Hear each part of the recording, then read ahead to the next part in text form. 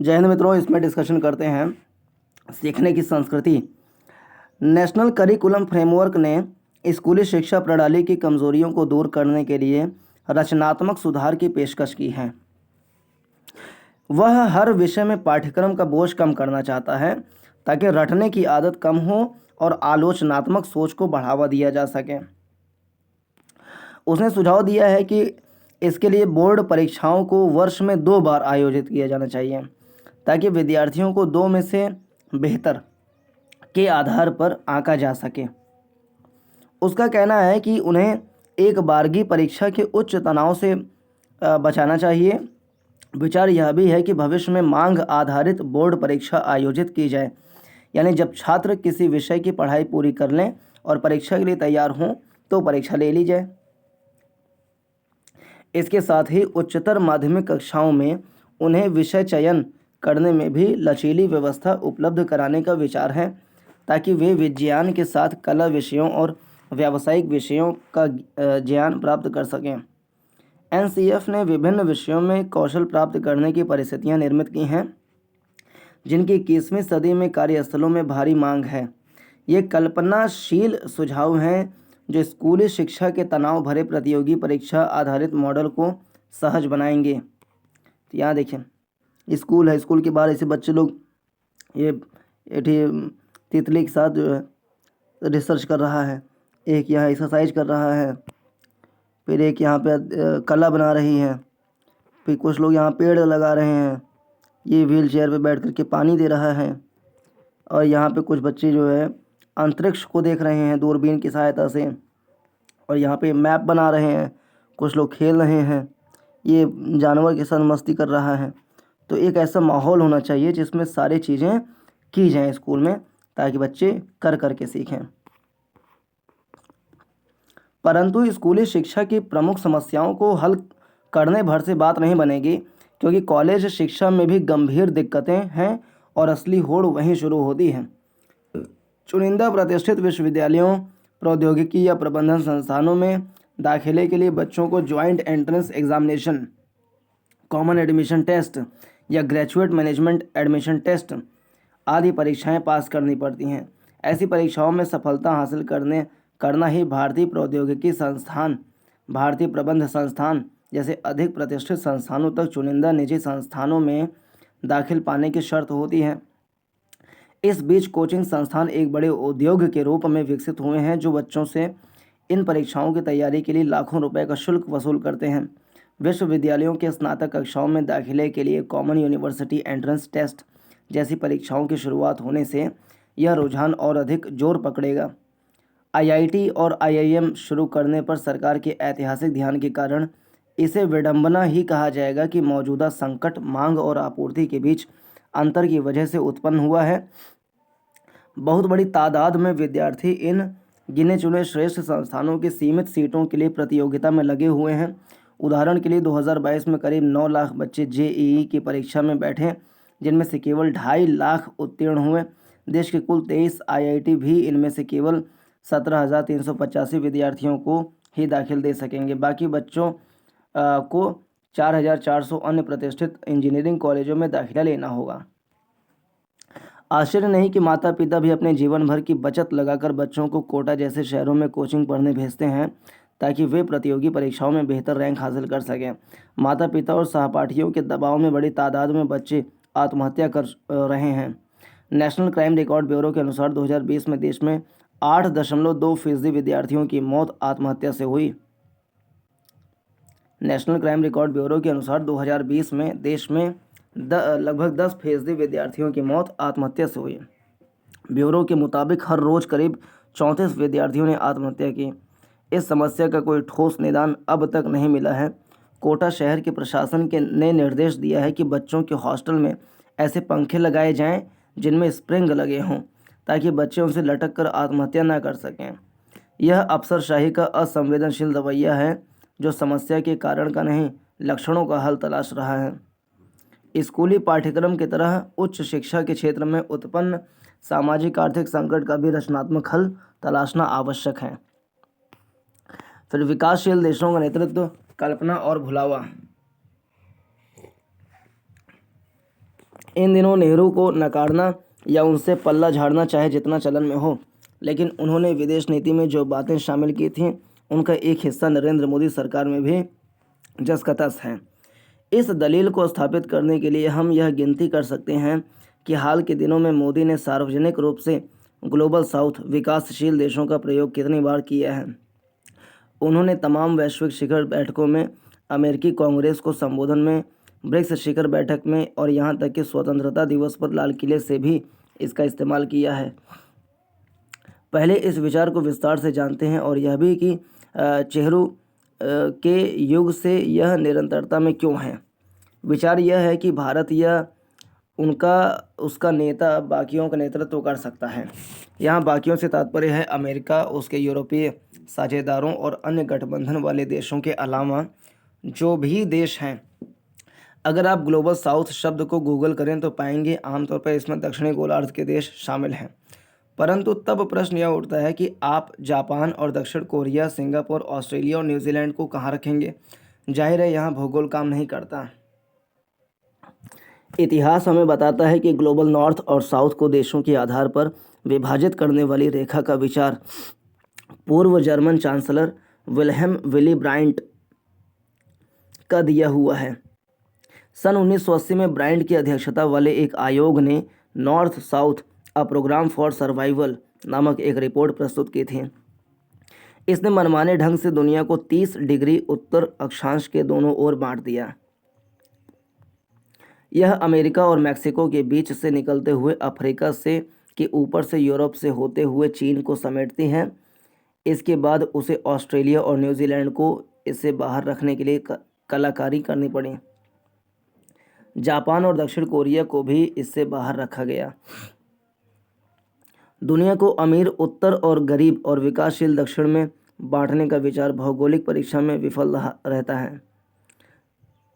जानकारी के मुताबिक पहली बार यह शब्द 1969 में कैथलिक जर्नल कॉमनवेल्थ के विशेष अंक में सामने आया था। तो वह विशेष अंक वियतनाम युद्ध पर था। लेखक कार्ल ओग्लेसबी ने शिकायत की थी कि उत्तर के अमीर देशों ने सदियों तक ग्लोबल साउथ पर दबदबा बनाए रखा, जिससे ऐसी व्यवस्था बन गई जो बर्दाश्त करने लायक नहीं थी। बीच के 5 दशकों में इसे कई नाम मिले: तृतीय विश्व युद्ध, विकासशील देश और अब ग्लोबल साउथ। मोदी इसके सबसे प्रमुख और शक्तिशाली नेता के रूप में उभरे हैं। हम पहले ही देख चुके हैं कि कैसे यह परिभाषा भूगोल के क्षेत्र में नाकाम, अरे यार छोड़ो ना, भूगोल के क्षेत्र में नाकाम है। 4-6 देश जैसे ग्लोबल साउथ है, उसके 80% देश विकासशील हैं कि नहीं है। बस हो गया ग्लोबल साउथ की अवधारणा। ग्लोबल नॉर्थ है, उसके 80% देश अमीर हैं कि नहीं है, हो गया ग्लोबल नॉर्थ की अवधारणा। अब एक देश भी अगर उसमें ग्लोबल साउथ में अमीर हो गया तो क्या ग्लोबल साउथ की अवधारणा गलत हो गई? या भूमध्य रेखा के उत्तर में एक भी देश गरीब निकल गया, क्या ग्लोबल नॉर्थ की अवधारणा गलत हो गई? एक्सेप्शंस और आर ऑलवेज देयर, कुछ ना कुछ अपवाद रहते ही हैं। न्यूजीलैंड, ऑस्ट्रेलिया, ये 2 देश ही तो अमीर हैं साउथ में, डेवलप्ड हैं। सिंगापुर ले लें, ये डेवलप्ड हैं। तो सिंगापुर, फिलीपींस हम ले लें, ये न्यूजीलैंड, ऑस्ट्रेलिया, 4-6 देश छोड़ दें तो अगर साउथ में मान लो कि 70 देश हों, 70 देश में से 7 देश अगर अमीर हैं तो 66 तो गरीब है ना, मतलब 63 तो गरीब है ना। लेकर बैठे हैं भूगोल नाकाम है, भूगोल नाकाम है।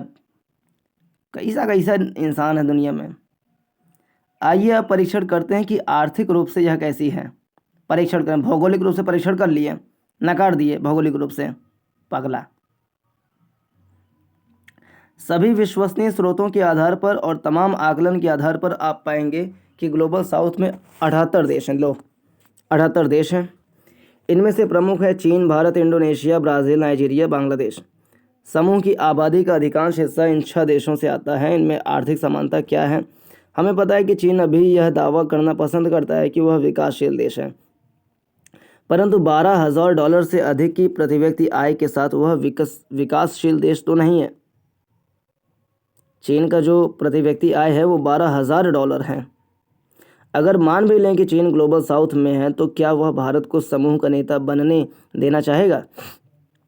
एक बार फिर अगर आय को मानक माना जाए और भौगोलिक विभाजन रेखा को सुविधा के साथ बदला जाए तो जल्दी ही रूस ग्लोबल साउथ में आने का हकदार हो जाएगा। हे भाई, हे प्रभु, भूगोल और आर्थिकी के मामले में तो हम नाकाम रहे। नाकाम हो गए हम, क्योंकि एक चाइना जो है विकसित टाइप का हो गया है, ऑस्ट्रेलिया विकसित टाइप का हो गया आर्थिक रूप से, तो हम नाकाम हो गए। अब बात करते हैं सामरिक मानकों की। लो, दो चीज़ों पे नकार दिए, अपने तर्कों के माध्यम से नकार दिए साहब। अब बात करेंगे सामरिक मानकों की। ग्लोबल नॉर्थ के कई अहम साझेदार साउथ में हैं, मसलन जापान, ऑस्ट्रेलिया, न्यूजीलैंड, दक्षिण कोरिया, फिलीपींस, भारत भी क्यों नहीं। हाँ, 4-5 देश भैया, एक्सेप्शन तो है ही है ना। आखिर लगातार 3 भारतीय प्रधानमंत्रियों ने अमेरिका को अपना नैसर्गिक सामरिक सहयोगी बताया है। जापान और ऑस्ट्रेलिया ग्लोबल नॉर्थ में अमेरिका के सबसे महत्वपूर्ण सहयोगी हैं, लेकिन वे क्वाड में हमारे सहयोगी भी हैं। क्या हमारे सामरिक सहयोगी ग्लोबल साउथ में भी हैं? तथ्य यह है कि हमारे साझेदार आर्थिक हित, हमारे प्रवासी और हमारे सामाजिक, सांस्कृतिक और आर्थिक हित सभी ग्लोबल नॉर्थ में हैं। हम ग्लोबल नॉर्थ को इसलिए नकारते हैं कि हम उसे खुद से आगे पाते हैं, ऐसे में हम बाकियों का नेतृत्व करना चाहते हैं। अरे पागल मूर्ख। नेहरू के भारत को विरासत में ऐसी दुनिया मिली थी। अब देखो, अब महान बातें आएंगी। नेहरू के भारत को विरासत में ऐसी दुनिया मिली थी जो 2 विश्व युद्धों से ध्वस्त थी और औपनिवेशिक शक्तियों के पतन के बीच उसने खुद को एकजुट किया था। वह समय अमेरिका और सोवियत संघ के नेतृत्व में 2 गुटों का समय था। नेहरू के राजनीतिक रूपक व्यक्तिगत जीवन शैली, सिगरेट पीते थे, अंग्रेजी लड़कियों का सिगरेट जलाते थे, चुम्मा चाटी करते थे। नेहरू के राजनीतिक रूपक व्यक्तिगत जीवन शैली और सामाजिक संपर्क पश्चिमी थे। उनकी वैचारिक प्रगति ब्रिटिश समाजवादियों के बीच हुई थी। इस बात ने उन्हें स्वाभाविक रूप से पश्चिम से दूरी रखने वाले रुझान का बना दिया। अरे भैया, तो सरासर झूठ लिखा हुआ है। इस बात ने उन्हें स्वाभाविक रूप से पश्चिम से दूरी रखने वाले रुझान का बना दिया। न टीका टिकली लगाएं, न कुर्ता पैजामा पहने, न मंदिर में जाएं। पश्चिम से कहाँ दूरी बना दिया? पश्चिम से चिपक गया कि दूरी बना लिया? उस समय पूर्व पश्चिम का विभाजन अधिक था और उत्तर दक्षिण का कम। उस वक्त पश्चिम में दंभ था, वह दबदबे वाला और शोषणकारी था, और सोवियत धड़ा पूर्व के खेमे में था। पूर्व के श्रेष्ठ और पश्चिम के बुरा होने के भाव ने वहीं से आकार लिया। यह बात उस समय की है, हमारी लोकप्रिय संस्कृति में रच बस गई। सन 1960 में आई राज कपूर की फिल्म जिस देश में गंगा बहती है में शैलेंद्र का लिखा गीत याद कीजिए। कुछ लोग जो ज़्यादा जानते हैं इंसान को कम पहचानते हैं।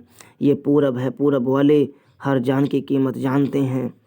आश्चर्य नहीं कि नेहरू ने जिस गुटनिरपेक्ष आंदोलन को खड़ा किया था उसका रुझान भी पश्चिम और अमेरिका विरोधी था। विरोधी नहीं था बच्चा, उनसे बचने के लिए ऐसा किया था। अगर गुटनिरपेक्षता किसी भी तरह बची थी तो इंदिरा गांधी ने सोवियत समर्थक रुझान के साथ इसे पूरी तरह समाप्त कर दिया। उन्होंने मॉस्को के साथ शांति, मित्रता और सहयोग संधि भी की। उसके बाद भारत और क्यूबा जैसे देशों के साथ गुटनिरपेक्ष आंदोलन सोवियत ब्लॉक का हिस्सा बनकर रह गया। भारतीयों की पीढ़ियों में यह प्रभाव इतना गहरा रहा कि शीत युद्ध के समापन के बाद भारत को नई हकीकत को स्वीकारने में करीब 2 दशक का वक्त लगा। मैंने 2 दशक इसलिए कहा क्योंकि मैं भारत अमेरिका नाभिकीय समझौते को, संसद की मंजूरी को निर्णायक पल मानता हूँ। शीत युद्ध के बाद की एक ध्रुवीय दुनिया को चीन का उभार चुनौती दे रहा है। एक ध्रुवीय व्यवस्था किसी को पसंद नहीं होनी है और होनी भी नहीं चाहिए। संयुक्त प्रगतिशील गठबंधन यूपीए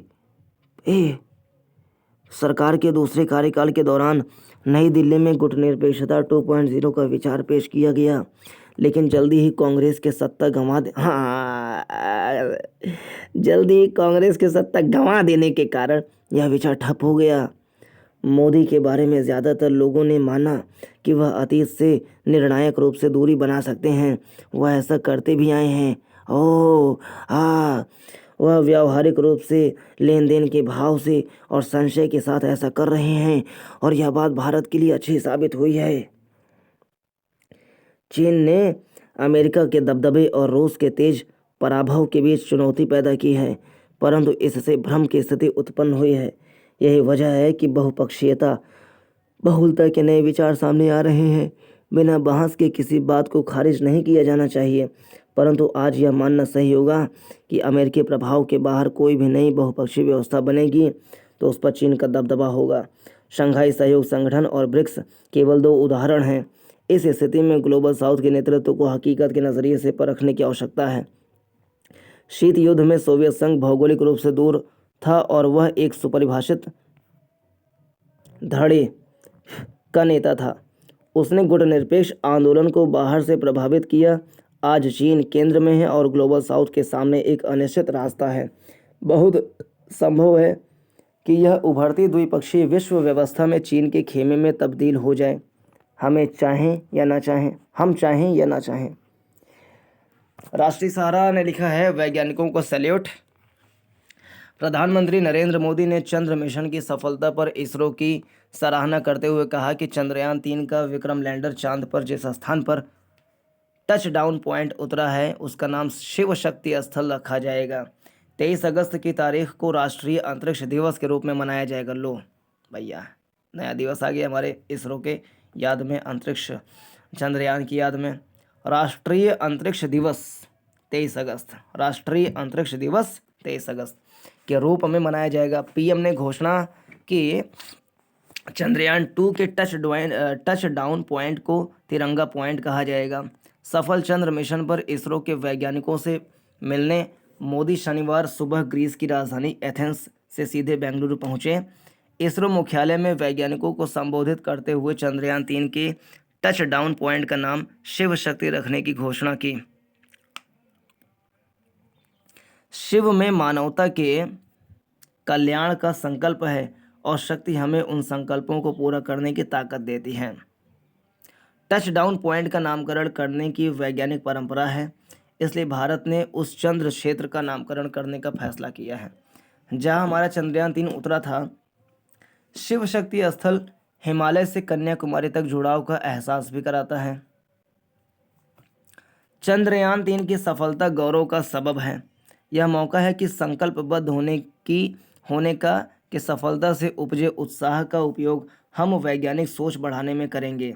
इस बीच कुछ लोग इस बात पर नाखुश हैं कि इस सफलता का श्रेय अंतरिक्ष वैज्ञानिकों के देने के बजाय सत्ताधारी पार्टी स्वयं ले रही है। बेशक यह सफलता कोई हालिया प्रयासों का परिणाम नहीं है। पहले प्रधानमंत्री जवाहरलाल नेहरू के समय से ही इस दिशा में प्रयास शुरू हो गए थे। लेकिन यह भी कहना होगा कि प्रधानमंत्री मोदी ने जय जवान जय विज्ञान जय अनुसंधान का नारा लगाकर जाहिर कर दिया था कि वे विज्ञान और अनुसंधान को खासी तवज्जो देने वाले हैं। बेशक पहले की सरकारों ने भी इस दिशा में सराहनीय कार्य किया है, लेकिन मोदी सरकार ने विज्ञान और अनुसंधान को प्राथमिकता पर रखा है और इस दिशा में सक्रियता बढ़ाई। इस क्षेत्र में बजटीय समर्थन देने के साथ ही अच्छे परिणाम लाने की गरज और इस दिशा में सक्रियता बढ़ाई। इस क्षेत्र में बजटीय समर्थन देने के साथ ही अच्छे परिणाम लाने की गरज से निजी क्षेत्र की भी मदद लेने में गुरेज नहीं किया। आज देश उस मुकाम पर आ खड़ा हुआ है जब संकल्पबद्ध हुआ जा सकता है कि नई पीढ़ी को भारत के शास्त्रों में वर्णित खगोलीय सूत्रों को वैज्ञानिक ढंग से सिद्ध करने और उनका नए सिरे से अध्ययन करने के लिए प्रेरित किया जा सकता है। इसलिए कि भारत के पास वैज्ञानिक ज्ञान का जो खजाना है वह गुलामी के लंबे कालखंड में दब गया था। बेशक यह वैज्ञानिकों को सैल्यूट करने का समय है। श्रेय पर विवाद क्यों, विनीत नारायण जी ने लिखा है। चंद्रमा के दक्षिणी ध्रुव पर विक्रम लैंडर उतारकर भारत ने पूरी दुनिया में अपनी कामयाबी, विक्रम लैंडर है और प्रज्ञान रोवर है, विक्रम लैंडर तो बाद में पूरी दुनिया में अपनी कामयाबी के झंडे गाड़ दिए हैं। हमारी इस सफलता पर पूरी दुनिया क्या है, हर्षित है। यहाँ तक कि हमेशा खफा रहने वाला पाकिस्तान भी हमें इस कामयाबी के लिए बधाई दे रहा है। अब भारत दुनिया के उन 4 देशों में से एक है जिन्होंने चांद पर अपना उपग्रह उतारा है। इनमें भी चांद के दक्षिणी ध्रुव पर यह करामात दिखाने वाला भारत अकेला देश है। इस अभूतपूर्व सफलता के लिए वो सैकड़ों वैज्ञानिक जिम्मेदार हैं जिन्होंने पिछले 60 सालों में रात दिन मेहनत करके यह संभव कर दिखाया है। इस उपलब्धि पर प्रधानमंत्री नरेंद्र मोदी ने विश्व को दक्षिण अफ्रीका से संबोधित करते हुए कहा कि अब चंदा मामा दूर के नहीं बल्कि चंदा मामा टूर के हो गए हैं। जब से यह उपलब्धि हुई है तब से इसका श्रेय लेने वालों में होड़ लग गई है। जहां भाजपा और संघ परिवार इसे मोदी जी के नेतृत्व में मिली सफलता बताकर जश्न मना रहे हैं, वहीं कांग्रेस के नेता ये याद दिला रहे हैं कि इस सफलता के पीछे भारत के प्रथम प्रधानमंत्री पंडित जवाहरलाल नेहरू की दूरदृष्टि और वैज्ञानिक सोच है, जिन्होंने डॉक्टर विक्रम साराभाई की योग्यता को पहचाना और 1962 में Indian national committee for space research की स्थापना की। यही समिति 15 अगस्त 1969 को ISRO Indian space research organisation बनी। तब से होमी जहांगीर भाभा, विक्रम साराभाई, सतीश धवन, मेघनाथ साहा, शांति स्वरूप भटनागर, APJ अब्दुल कलाम और वर्तमान में श्रीधर सोमनाथ व के सिवान जैसे वैज्ञानिकों ने भारत के अंतरिक्ष अभियान को दिशा प्रदान की। हालांकि भारत के सुविख्यात परमाणु वैज्ञानिक डॉक्टर भाभा की इस अभियान में कोई सीधी भागीदारी नहीं थी, पर उन्हें इस बात के लिए याद किया जाता है कि उन्होंने डॉक्टर विक्रम साराभाई को प्रोत्साहित किया। 23 अगस्त 2023 को मिली सफलता एक ही दिन के प्रयास से संभव नहीं हुई है। इसके पीछे 48 वर्षों की कठिन तपस्या का इतिहास है। भारत ने सबसे पहला उपग्रह 1975 में भेजा था, जिसे आर्यभट्ट के नाम से जाना जाता है। तब से अब तक भारत द्वारा 120 उपग्रह अंतरिक्ष में भेजे जा चुके हैं। इस तरह क्रमशः हम इस मुकाम तक पहुंच चुके हैं। हर बार भारत के वैज्ञानिकों ने कुछ नया सीखा और उसके अनुसार अगले उपग्रह को तैयार किया। 2019 में चंद्रयान 2 की विफलता से सीख कर चंद्रयान 3 भेजा गया और यह अभियान सफल रहा। किसी भी देश की नीतियों पर उसके प्रधानमंत्री की सोच और नेतृत्व का असर पड़ता है। भारत के अंतरिक्ष अभियान को आगे बढ़ाने में पंडित नेहरू के बाद श्रीमती इंदिरा गांधी से लेकर अटल बिहारी वाजपेयी, डॉक्टर मनमोहन सिंह व नरेंद्र मोदी सबकी महत्वपूर्ण भूमिका रही है। इसलिए किसी एक को इस उपलब्धि का श्रेय नहीं दिया जा सकता, पर मोदी जी की आलोचना करने वालों का यह तर्क गलत है कि वे इसका श्रेय क्यों ले रहे हैं। सामान्य सी बात है कि किसी भी मोर्चे पर देश को अगर सफलता मिलती है या असफलता, तो यश और अपयश दोनों प्रधानमंत्री के खाते में जाता है। उदाहरण के तौर पर बांग्लादेश को आज़ाद कराने की लड़ाई मोर्चे पर तो भारतीय फौज ने लड़ी थी और पाकिस्तान को न सिर्फ करारी शिकस्त दी थी बल्कि उसके 2 टुकड़े कर दिए। पर दुनिया में यशकांश तो श्रीमती इंदिरा गांधी का हुआ, जिन्होंने सही समय पर कड़े निर्णय लिए। ऐसे चंद्रयान 3 की इस उपलब्धि का श्रेय इसरो के वैज्ञानिकों के साथ प्रधानमंत्री मोदी को भी मिलना स्वाभाविक है। इसी तरह जब आज़ादी मिलने के कुछ वर्ष बाद ही 1962 में चीन के हमले में भारत को पराजय का मुंह देखना पड़ा था, तो पंडित नेहरू को इसके लिए जिम्मेदार ठहराया गया और कहा गया कि उनका पंचशील का सिद्धांत असफल रहा, जिसके लिए संघ परिवार आज तक पंडित नेहरू की आलोचना करता है कि उन्होंने भारत की भूमि का एक हिस्सा चीन के हाथ जाने दिया। ठीक वैसे ही जैसे आज का विपक्ष गलवान की शहादत और चीन के भारत पर हाल के वर्षों में किए गए हस्तक्षेप और घुसपैठ को न रोक पाने के लिए मोदी जी को जिम्मेदार ठहराता है। चंद्रयान 3 की सफलता के बाद से पिछले दिनों मीडिया में भारत के अंतरिक्ष अभियान को लेकर तमाम जानकारियां दी जा रही हैं। सबसे महत्वपूर्ण है यह जानना कि पृथ्वी के 14 दिन चांद के 1 दिन के बराबर होता है। पृथ्वी के 14 दिन यानी पृथ्वी 14 बार घूम जाती है, तो चांद एक बार ही घूमता है। तो पृथ्वी के 14 दिन चांद के एक दिन के बराबर हैं। चांद का एक दिन पृथ्वी का 14 दिन बराबर है। इन 14 दिनों में विक्रम लैंडर चांद की सतह पर से तमाम वैज्ञानिक सूचनाएं पृथ्वी पर भेजेगा। उसके बाद यह काम करना बंद कर देगा क्योंकि वहां अंधेरा छा जाएगा और इसकी सौर ऊर्जा बैटरियां निष्क्रिय हो जाएंगी। उल्लेखनीय है कि 50 वर्ष पूर्व हुए अमेरिका के अपोलो मिशन की तरह चंद्रयान-3 चांद पर से मिट्टी या पत्थर का नमूना लेकर नहीं लौटेगा। ऐसा हो सके इसके लिए भारत के वैज्ञानिकों को अभी और मेहनत करनी होगी। पर इस विषय में मेरे पास एक ऐसी अनूठी वस्तु है जो 2019 में चंद्रयान-2 की विफलता के बाद मैंने मीडिया से साझा की थी। यह एक माइक्रोफिल्म है जो अपोलो 14 के कमांडर एलान बी शेफर्ड 1971 में अपने साथ चांद पर लेकर गए थे। इस फिल्म में अमेरिका के दैनिक की 25 नवंबर 1908 की वह खबर थी जिसमें लिखा था कि एक दिन मानव चंद्रमा पर उतरेगा। उसके साथ ऐसी 100 माइक्रोफिल्म चांद पर भेजी गई थी। पृथ्वी पर लौटने के बाद इन 100 फिल्मों को प्लास्टिक के ग्लोब में सील करके दुनिया के 100 प्रमुख लोगों को भेंट किया गया था। उन्हीं 100 लोगों में से एक की पत्रकार बेटी जूली ज्विट जब 2010 में मेरे पास वृंदावन आई थी तो उन्होंने यह बहुमूल्य भेंट मुझे दी, यह कहकर कि अब मैं वृद्ध हो गई हूँ, मेरे बाद इस धरोहर का मूल्य कोई नहीं समझेगा। तुम पत्रकार होने के नाते इसका महत्व समझते हो, इसलिए तुम्हें दे रही हूँ। चंद्रयान-2 की विफलता के बाद मीडिया के उदास मित्रों को खुश करने के लिए मैंने वो उपहार उन्हें दिखाया तो उन्होंने उसकी फ़ोटो अखबारों में प्रकाशित की।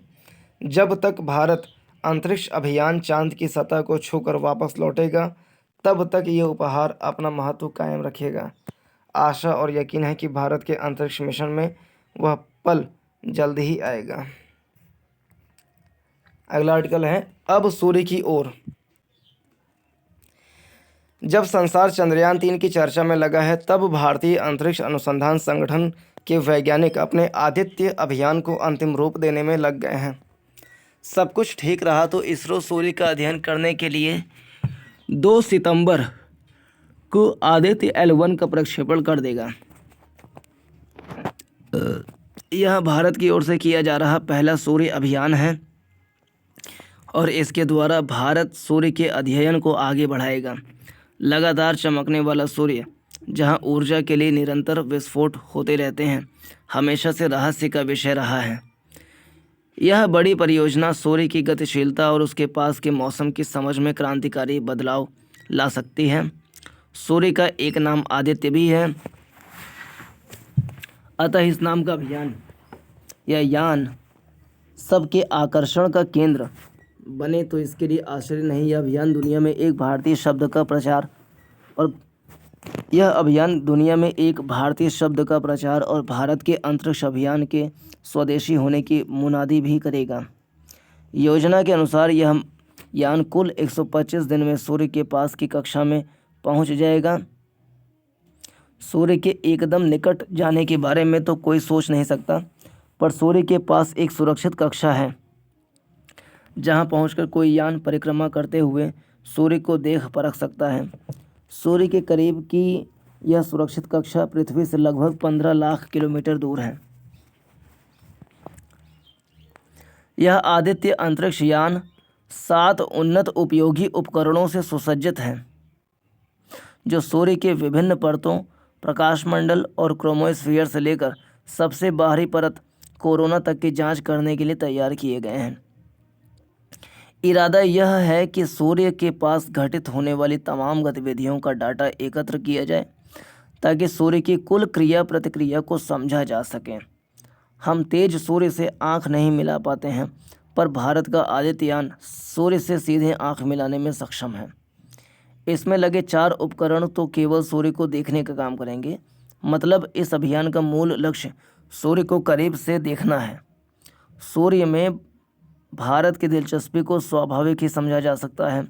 भारत एक ऐसा देश है जहां सूर्य को देवता मानकर पूजने वाले पर्व उपवास करने वाले लोग बड़ी संख्या में रहते हैं।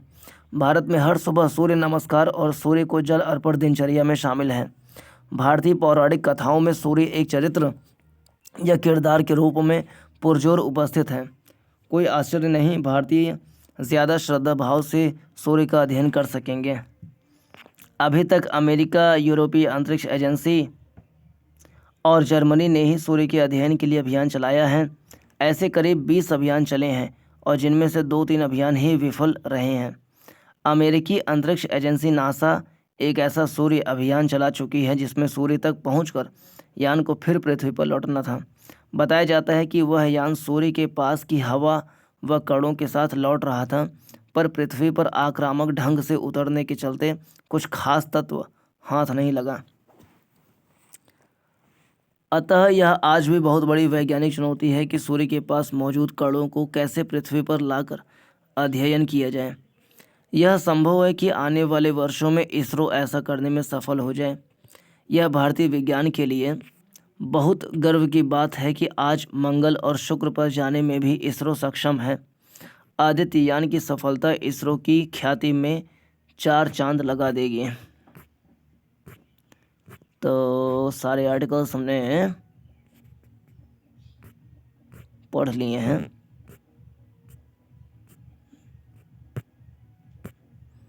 तो ये रहा इस वीडियो का डिस्कशन। पूरा देखने के लिए धन्यवाद। नमस्कार। जय।